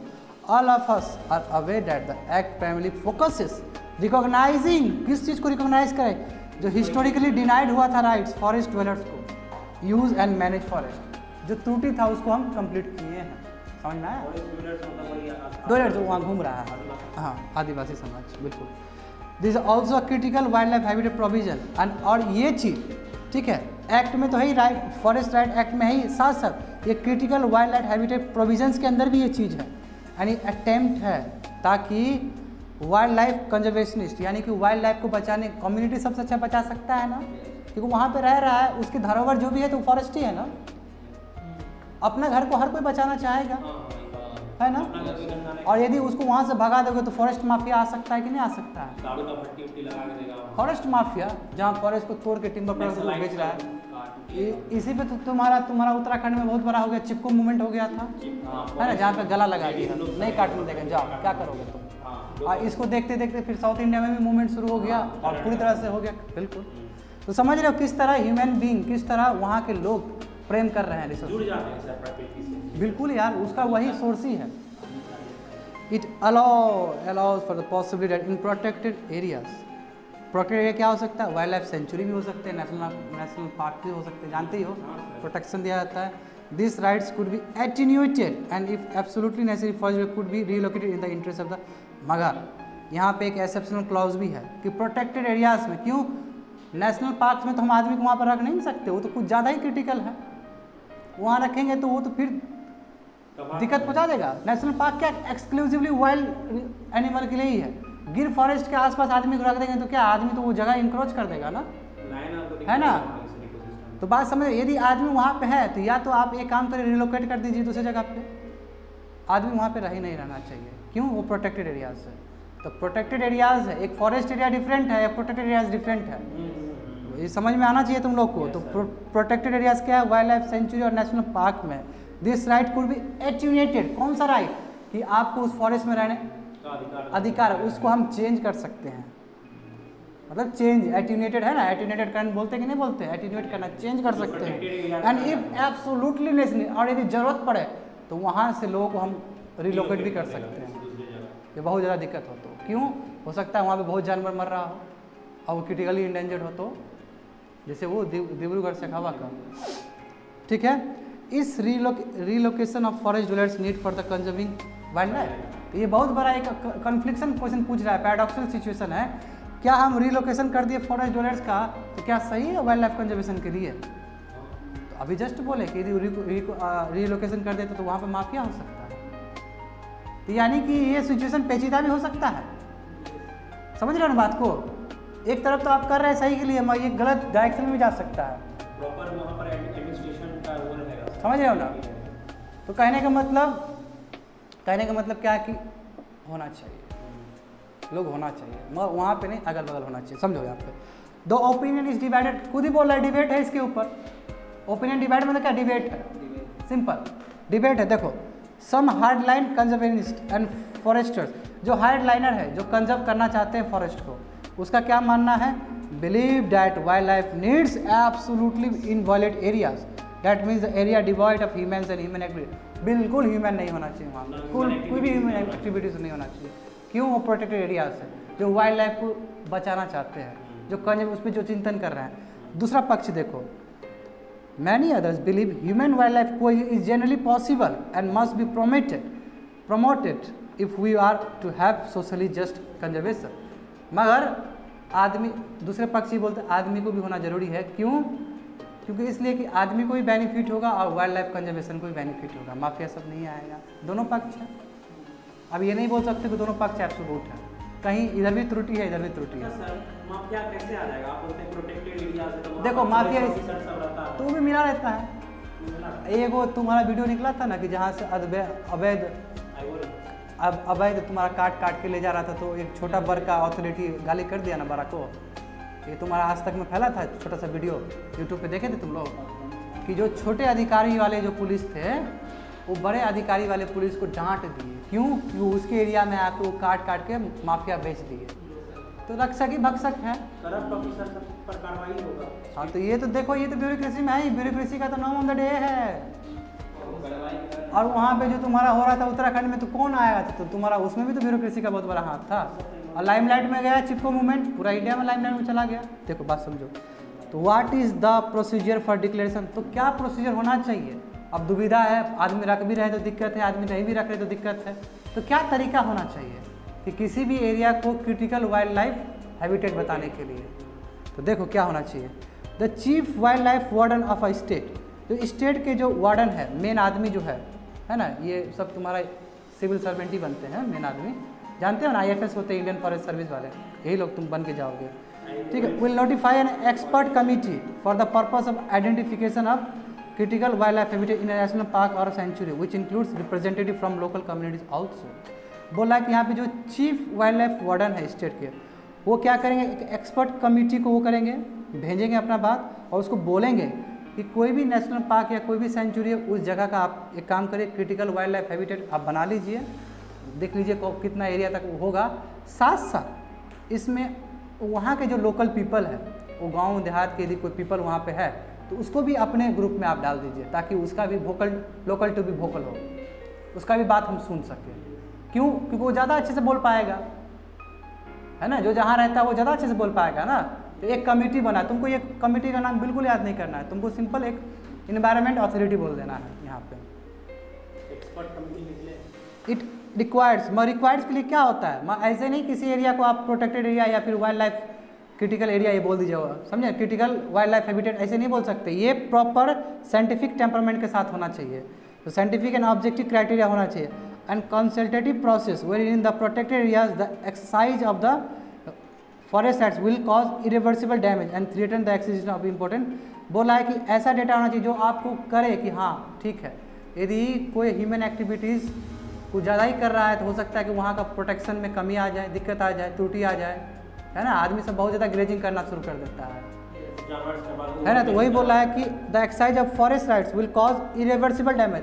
कहीं जो फॉरेस्ट राइट 2006 में जो प्रोविज़न दिया गया था कि आपको है राइट्स, है ना, मैनेज करने का, यूज़ करने का एरिया, कहीं इस राइट्स को गलत यूज़ करके कहीं इरिवर्सिबल वो डैमेज नहीं पहुंचाते जो डैमेज को हम कवर नहीं कर सकते, है ना। वो चीज़ को आइडेंटिफाई किया जाए, जब वो आइडेंटिफिकेशन हो जाएगा तो वहाँ से आप हटा दिया जाएगा, वही बोल रहा है, ठीक है। And threaten the existence of it then requires determining whether the कोई, फिर उसके बाद डिटरमाइन किया क्या दोनों को वहाँ पॉसिबल है, दोनों कम्युनिटी को रहना, वाइल्ड लाइफ और ह्यूमन बींग को, through a modified set of rights और मैनेजमेंट प्रैक्टिसेस, वही प्रोटोकॉल्स के हिसाब से तय किया जाएगा। Only if the multi-stakeholder expert committee agrees that coexistence and other reasonable options are not possible, then relocate। जब एक्सपर्ट कमेटी बोलेंगे कि नहीं कोई चारा नहीं है, लोग को आप नहीं रख सकते हैं क्योंकि बहुत ज़्यादा बुरा स्थिति है, तब रिलोकेट कर दिया जाएगा, ठीक है। ये प्रोसीजर है बाबू किसी भी क्रिटिकल वाइल्ड लाइफ हैबिटेट को डिक्लेयर करने में प्रोटेक्टेड एरियाज में, समझ में आ रहा है तुम लोग को ना।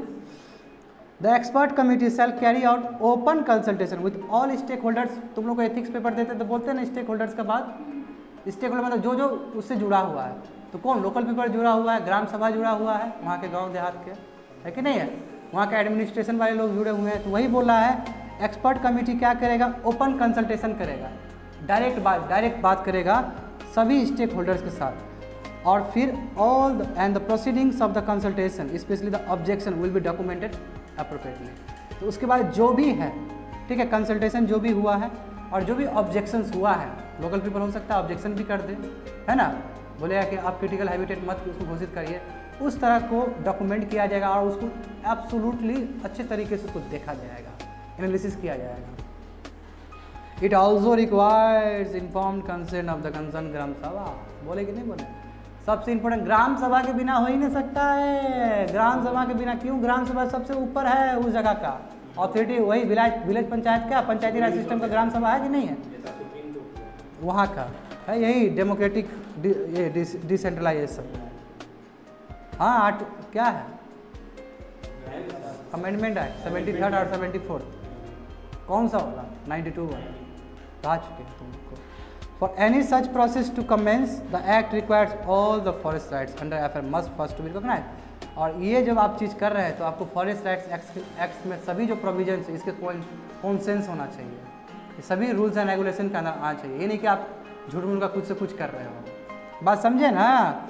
The act requires all forest rights under FRA, यानी कि forest right act 2006 and must be for recognise, यानी कि वहाँ से पावर आप डिराइव करेंगे, उसके ऊपर आप किसी भी जगह को क्या करेंगे, wild life critical wild life habitat declare करेंगे। समझ में आ रहा है ना? वही चीज़ को घुमा घुमा के बोल रहे हैं, समझो। The committee will submit the, तो फिर कमिटी जो एक्सपर्ट कमिटी बना वो क्या करेगा, सबमिट करेगा। ठीक है, आप इसको घोषित कर दो किसको, चीफ वाइल्ड लाइफ वार्डन को, जो ऊपर थे एक्सपर्ट कमिटी, उसको देगा, रिपोर्ट सौंपेगा। The decision on the proposal will taken by the standing committee of the national board for wild life. अब फिर ये नेशनल तक जाएगा, वहाँ से चीफ वार्डन स्टेट का है, फिर स्टेट नेशन पे पास करेगा इस चीज़ को। क्यों? फॉरेस्ट क्या है, नेशन का प्रॉपर्टी है, तभी तो IFS बनता है, तभी तो IFS बनता है जी। और IFS का वो फॉरेन सर्विस है, फॉरेन सर्विस, हाँ वो IFS हुआ sir, Indian forest service, IFOS हुआ इंडियन फॉरेस्ट सर्विस, समझ जाओ। हाँ समझ। बट दिस, इस पे क्या पढ़ना, but there are examples of कोई, मगर ऐसा नहीं है आप यहाँ पे बड़ा बड़ा बात करें कि क्रिटिकल हैबिटेट आप करिएगा, डिक्लेयर करिएगा, उसमें आप रिलोकेट कर दीजिएगा, एक्सपर्ट कमेटी का बात मानिएगा। मैं ऐसा नहीं है, बहुत सारी जगह है जहाँ पे बहुत पीसफुली को एग्जिस्टेंट करके काफ़ी अच्छे से रह रहे हैं। एग्जाम्पल कर्नाटका का देना चाह रहा है यहाँ पे कि फॉरेस्ट एग्जाम्पल दे रहा है कि 10 साल से बहुत सारे tigers, BRT tiger reserve Karnataka के जो है बहुत बढ़े हैं। क्यों? क्योंकि वहाँ के जो ट्राइबल कम्युनिटी है जिसका नाम है सोलिगस, ठीक है, वो अंदर रह रहे हैं वहाँ पे, और केवल नॉन टिम्बर फॉरेस्ट प्रोड्यूस लेते हैं। नॉन टिम्बर मतलब क्या कि जो काठ वगैरह से रिलेटेड नहीं है, जैसे वही बोले इमली टाइप का हो गया, ये जर्ना सिस्टम, कोई भी चीज़ ऐसा ले रहे हैं फ्यूल के लिए, जो कि वो तो बाय प्रोडक्ट है, वो गवर्नमेंट भी कलेक्ट नहीं करेगी, वो तो आप यूज़ कर सकते हैं। तभी तो गाँव देहात में है ना कि कहीं से भी जर्ना चुन सकते हैं आप, है कि नहीं है? तुम लोग गाँव देहात का बता रहा हूँ, हमारी नानी भी जाती थी चुनने के लिए। और तुम लोग के लिए बता दूँ कि जो बचपन में मैं नानी घर गया था, बच्चे को क्या पता, हम भी चल देते थे जर्ना चुनने के लिए, तो हमको ये पता है। और कोई भी तुमको गांव वाला आदमी कोई वो नहीं करता है कि मत चुनो, बस ये बोला अकेला मत तोड़ना बाबू, क्या कि बहुत तोड़ चुके हो पहले, ठीक है? क्यों? कोई नहीं चाहेगा अकेला तोड़ के खा जाए, क्योंकि बेचना है उसको। गांव का आदमी बहुत चलाक है, हम तुमको बता दो, गाँव का आदमी बहुत चलाक है, इसको ऑफेंड मत मानना, गलत मत माना। जाते हैं टॉयलेट के लिए, जाते हैं गाँव, यही होता है, नॉर्म ऑफ द डे है गाँव में, लोटा लेके जाते हैं, करेक्ट? लोटा का पानी का खत्म हुआ, लीची भर के ले आए, होता है। कितना पैराडॉक्सल सिचुएशन है। हाथ तो धो लेता, वहाँ गुड़ियारी मट्टी मिलता है ना। ये देखो, हमको एक्सपीरियंस नहीं है, बिल्कुल एक्सपीरियंस नहीं है, गलत बात नहीं है। देखो सुनो, हमको इसलिए है कि क्योंकि मैंने भी अपने जीवन काल में 98 में, देखो 98 बता रहा हूँ, अभी से 22 साल पहले की बात है। 22 साल पहले क्या कि हमको भी सौभाग्य मिला था यहाँ पे बेगूसराय में, जो तुम्हारा एक गांव है सागी चौक, जो रोसड़ा के अंदर आता है, ठीक है, गोविंदपुर जिसको बोलते हैं, तुम लोग सुना होगा नाम, है ना? वहाँ पे मुझे 2 महीना रहने का सौभाग्य मिला था, ठीक है, मैं सौभाग्य उसको बोलता हूँ। ननिहार है मेरा, हाँ नानी घर मेरा। और वो 2 महीना में जो मैंने सीखा है गांव देहात का कल्चर, अभी जो मेरा ठेठी निकलता है ना तुम लोग के सामने में, और कोर वर्ड निकलता है, वो सब मैंने वो बचपन में मैंने सीखा था वो सभी चीज़। जैसे एग्जाम्पल उस समय मैंने सीखा था 98 के टाइम में, क्या सीखा था मैं बताता हूँ, रुक जाओ। लाल गाय घास खाए और पानी पिए तो मर जाए, लोकती। अब ये लड़का क्यों सीखेगा, सिक्किम का लड़का बाहर का क्यों सीखेगा? ये इसलिए सीखेगा क्योंकि वो इंटीग्रेट हो गया उस सोसाइटी से। तो कहने का मतलब क्या कि आप किसी जगह पे जाते हैं, वहाँ रहते हैं, तो वहाँ का कल्चर बहुत सीखते हैं, और वो कहीं ना कहीं जहन में था। और तुम लोग से ज़्यादा हम बिहारी है, इसलिए सर आप लोटा लेके गए? नहीं, विवाद है इसको। देखो सबके लिए नहीं है, टॉयलेट है, हाँ है, ये सब चीज़ जाएगा, अच्छा लगेगा। बोले क्या सर पढ़ा रहे कि लोटा वाला बात कर रहे हैं। देखो सुनो, तो कर्नाटक का बात समझे, तो यहाँ पे जस्ट यही चीज़ को खींचते हुए हम वहाँ पहुँचे थे, अपना गांव ननिहार पहुँचे थे, नॉन टिम्बर फॉरेस्ट प्रोड्यूस, समझ गए बात को। और यहाँ पे कम्युनिटी फॉरेस्ट राइट्स दिया गया था कि वहाँ कम्युनिटी उसको पूरी तरह से फॉरेस्ट राइट है, जो कि हम फॉरेस्ट राइट एक्ट 2006 से डिराइव करते हैं ये चीज़, करेक्ट। इन जनरल देखा जाए तो forest dwellers harbour both the knowledge and the attitude needed for the conservation. जो फॉरेस्ट ड्वेलर्स है, वहाँ मंडराने वाले लोग हैं, वो लोग को दोनों ही पता है क्या नॉलेज चाहिए और क्या स्किल चाहिए और क्या एटीट्यूड चाहिए फॉरेस्ट को बचाने के लिए। क्यों? क्योंकि ज़मीन से जुड़े हुए आदमी है ना, है कि नहीं है। को managing the protected area is most effective and socially just. समझ में आया कोमल क्या बोलना चाह रहा है? यहाँ पे जो को मैनेज कर रहे हैं, यहाँ कि वहाँ के लोग भी हैं और एडमिनिस्ट्रेशन वाले लोग भी हैं, को मैनेज करके यदि फॉरेस्ट बचाए तो सबसे बढ़िया बात है। यही तो सोशल जस्टिस सिस्टम है। Relocation should be seen as the absolutely last resort. Relocation तब करिए जब सर से पानी बह जाए, लास्ट की आप खत्म ही हो गया प्रजाति, बहुत दिक्कत में है, तब करिए। ऐसा नहीं कि शुरू में रिलोकेट कर दिया। Forest dwellers are integral to survival and sustainability of ecosystem. इसलिए एक इकोसिस्टम को बचाने के, देखो कितना ऑथर कितना बढ़िया व्यू दे रहा है कि फॉरेस्ट ड्वेलर्स मत समझो, इतना ही मत समझो, इंटीग्रल पार्ट है इकोसिस्टम का, और उस इकोसिस्टम को बचाना है तो इसका महत्व बहुत ज़्यादा है फॉरेस्ट ड्वेलर्स का। तो कैसे है? The forest right act begins bye recognising, यही बात है उस समय बोले ना कि 2006 का एक्ट क्या बोलता है कि फॉरेस्ट ड्वेलर्स के पास इंटीग्रल हिस्सेदारी है इकोसिस्टम में, वो जाकर नॉन टिम्बर प्रोडक्ट्स को ले सकता है ना, यूज़ कर सकता है। वही बोला गया, are integral to the very survival and sustainability of the forest ecosystem, और उसके बचाव के लिए बहुत ज़रूरी है फॉरेस्ट कम्युनिटी वहाँ के। दूसरा देखो, in that context critical wildlife habitat provision should not seen as a simply a tool for evicting forest dwellers to create so called inviolate species। क्या बोला है? तो केवल critical wildlife habitat provisions है ना, इसका आप नाजायज यूज मत करिए, ठीक है, इसको गलत यूज मत करिए और लोगों को वहाँ से रिलोकेट मत करिए। ये बहुत क्रिटिकल टाइम में करने वाला चीज़ है जी, ऐसे कर देते हैं, क्या बात है? उससे कितना दशक से वो जुड़ा हुआ है। हाँ, कितना उसका एक जमीन से तुम हटा दे रहे हो, उसका उस पीढ़ी 5 पीढ़ी 6 पीढ़ी वहाँ पे रहा 100 साल से है ना, वही बताओ, समझ नहीं पा रहा है।